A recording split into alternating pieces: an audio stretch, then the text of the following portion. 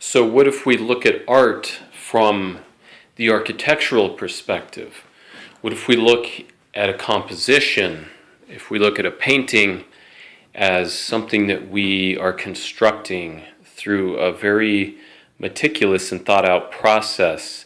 Each piece of the final product is a carefully approached portion that contributes to the whole composition. From the construction of the canvas, what is your canvas made of?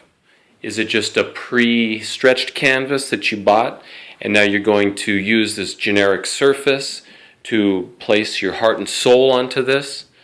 Or does it require that you think a little bit more about the material that's going to receive the pigment and you put some thought into why it should be a certain material? What's the texture on the surface of that material like? What sort of qualities are inherent in that material that will be drawn out by your idea?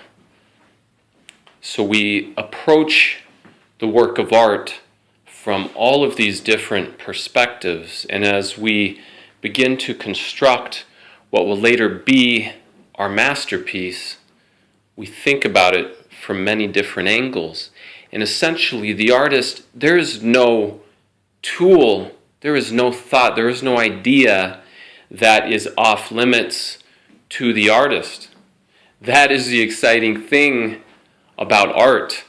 There's nothing that's off limits.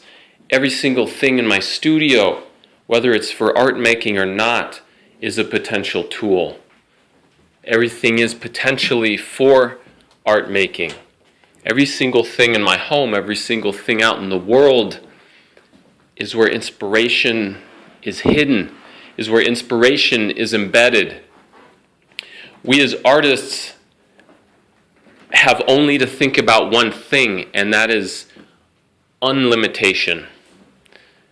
If we think about limitation, if we are confined by our narrow thoughts, so our art will manifest that same narrowness. Now, I'm not saying that all art must come from this perspective, but what I am saying is that the artist should be aware of this power that they possess.